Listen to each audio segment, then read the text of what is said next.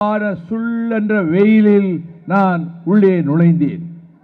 இயற்கை நமக்கு மிக ஆறுதலாக இருக்கிறது.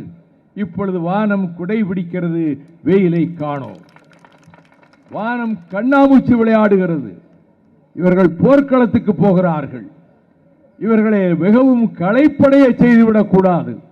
கொஞ்சம் வெயிலை காட்ட வேண்டும், பிறகு நிழலை காட்ட வேண்டும், பிறகு மெதுவாக தென்றல் வீச வேண்டும் என்ற வகையில் மிகுந்த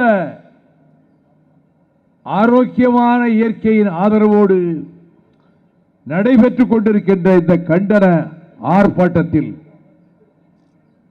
பங்கேற்கின்ற வாய்ப்பை மறுமலர்ச்சி திராவிட முன்னேற்ற கழகத்திற்கு வழங்கிய திராவிட முன்னேற்ற கழகத்தின் தலைமைக்கு என்னுடைய மனம் நிறைந்த நன்றியை தெரிவித்துக் கொள்ளுகிறேன். பேராபத்து நம்மை நோக்கி வருகிறது.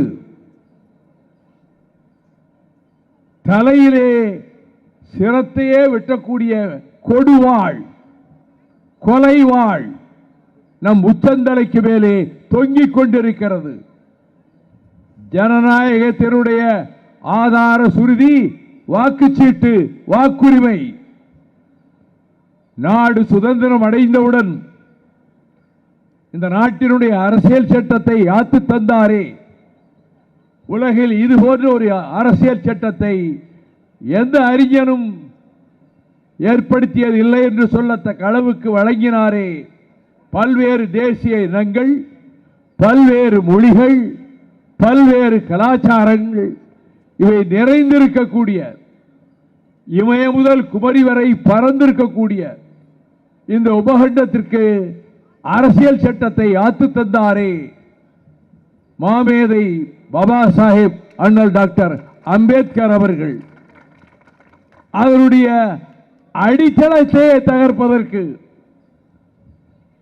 சுதந்திரம் கிடைத்தவுடனேயே அனைவருக்கும் ஓட்டுரிமை எந்த ஜனநாயக நாடும் தந்ததில்லை. இது நம்முடைய உரிமை. அனைத்து மக்களும் ஓட்டு போட்டால்தான் ஆர் அரசோச்சுவது என்பதை முடிவெடுக்க முடியும். அரசியல் நிர்ணய சபை கூட கோடானு கோடி மக்களின் பிரதிநிதித்துவ சபை அல்ல.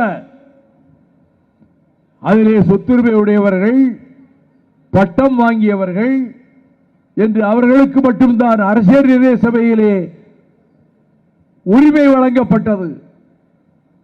அண்ணல் அம்பேத்கர் அவர்கள் எல்லாவற்றையும் யோசித்து எது உகந்தது நாட்டுக்கு, முதலில் அரிச்சுவடியை தருவோம், ஆத்திச்சூடியை தருவோம், ஓட்டுரிமையை தருவோம் என்று அனைவருக்கும் ஓட்டுரிமை.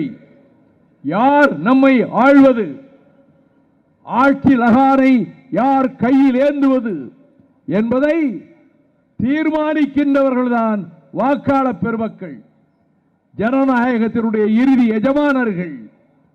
அவர்களுடைய வாக்குரிமையே படித்துவிட்டால்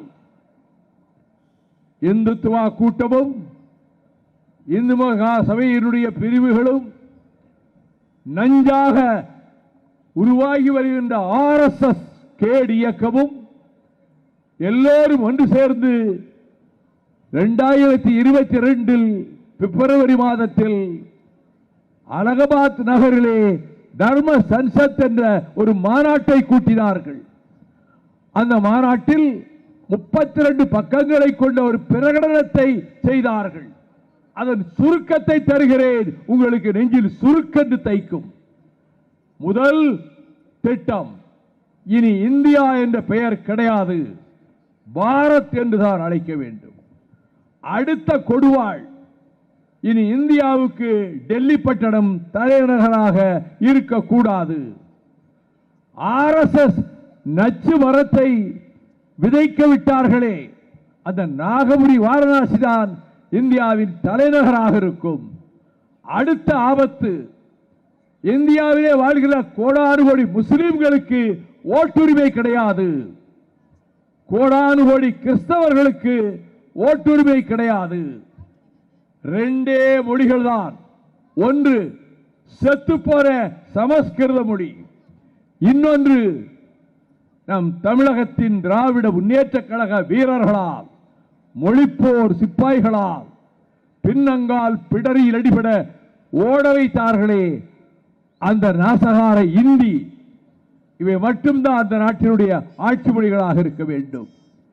இதனை பிஜேபி எதிர்க்கவில்லை, சிவசேனா எதிர்க்கவில்லை, இந்தி மகா சபையினுடைய பிரதி கிளைகள் எதிர்க்கவில்லை.